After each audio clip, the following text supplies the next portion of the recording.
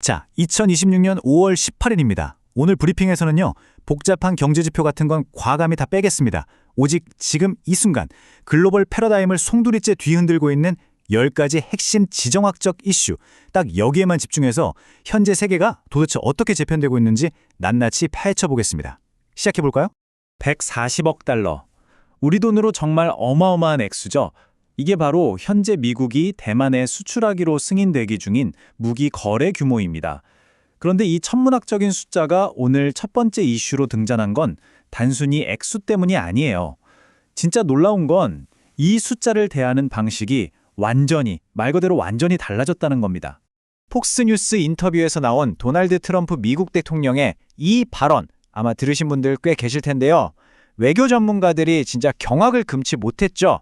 수십 년간 이어져 온 굳건한 안보 동맹이 하루아침에 중국을 압박하기 위한 무역거래용 협상카드로 취급되어 버린 겁니다.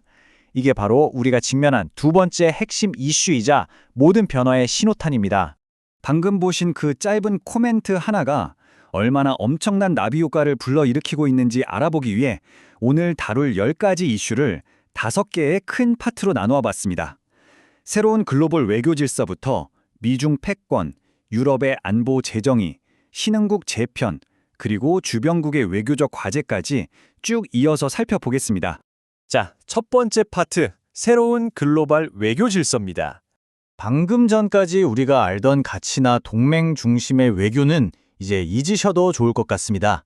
세계 최대 헤지펀드 브리치워터의 레이 달리오가 아주 뼈아픈 진단을 내놨죠. 미국의 글로벌 신뢰도는 뚝뚝 떨어지고 있고 반대로 아시아와 중동에서는 중국 중심의 새로운 조공체제가 만들어지고 있다는 겁니다.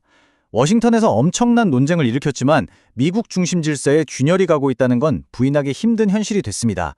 이런 요동치는 질서는 당장 뉴욕에서 열리고 있는 UN NPT 평가회의를 아주 마비시키고 있습니다. 여기서 우리의 세 번째, 네 번째, 다섯 번째 핵심 이슈들이 동시다발적으로 터져 나오는데요. 통제 불능인 미중러의 무한 군비 경쟁, 여전히 꼬여있는 북한 핵 문제, 살얼음판 같은 이란 핵 긴장, 게다가 치열한 중동 분쟁 한가운데서 도대체 어떻게 핵 비확산 체제를 유지할 거냐는 거죠. 국제사회 압박이 정말 이만저만이 아닙니다. 이어서 두 번째 파트, 미중 패권과 거래 기술로 넘어가 보겠습니다. 세계의 두 초강대국이 이 혼란스러운 시대를 다루는 방식을 보면 딱 답이 나옵니다. 한때 절대적이었던 전통적 동맹 안보 공약 자리를 이제는 철저하게 무역과 외교적 이익을 위한 거래가 꿰차버렸습니다. 최근 베이징에서 열린 미중 정상회담이 이 극명한 변화를 보여주죠.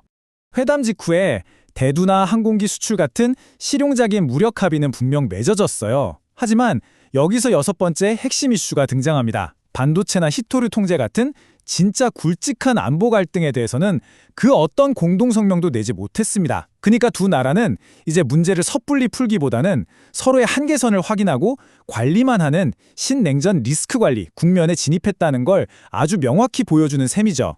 그런데 마크에서는 아주 흥미로운 일이 있었습니다.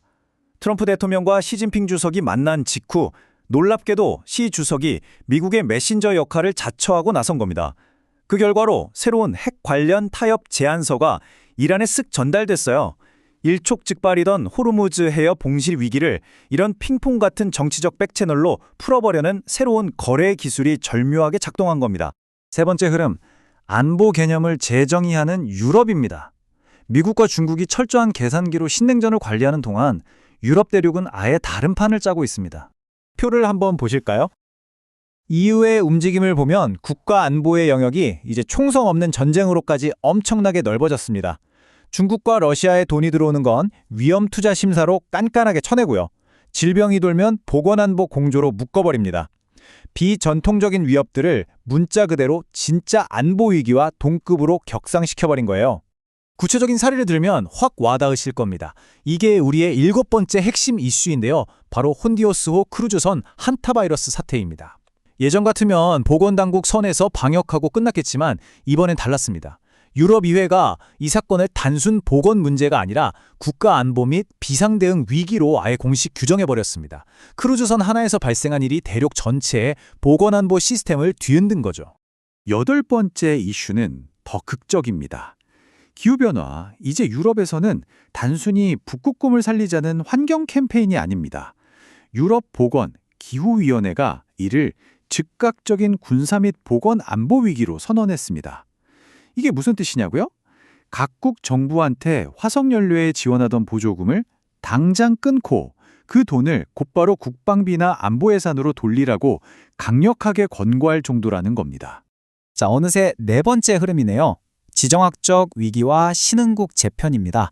아홉 번째 핵심 이슈. 안보의 장벽을 높게 쌓아올리는 EU의 칼끝은 외부만이 아니라 내부를 향해서도 굉장히 매서워졌습니다. 회원국인 슬로바키아가 약간 친러시아 행보를 보이고 법치를 훼손한다는 의혹이 제기되자마자 전면적인 법적, 재정적 제재 표결 카드를 꺼내들었습니다. 칠러 정부에 맞서서 EU의 단결과 가치를 유지하겠다는 아주 살벌한 내부 경찰관 역할을 자처한 겁니다. 이런 글로벌 도미노 현상이 지금 얼마나 숨막히게 돌아가고 있는지 날짜를 한번 보시죠. 당장 5월 19일, 20일에 유럽 내부의 거대한 투자 심사와 제재 표결이 연달아 몰려 있고요. 곧바로 5월 말에는 남미 콜롬비아의 대선, 6월 초에는 아프리카 에티오피아의 총선이 줄줄이 대기 중입니다. 여기서 오늘 브리핑의 대미를 장식할 10번째 핵심 이슈가 나옵니다. 방금 말씀드린 콜롬비아나 에티오피아 선거. 이건 그냥 그 나라만의 지역 뉴스가 아닙니다.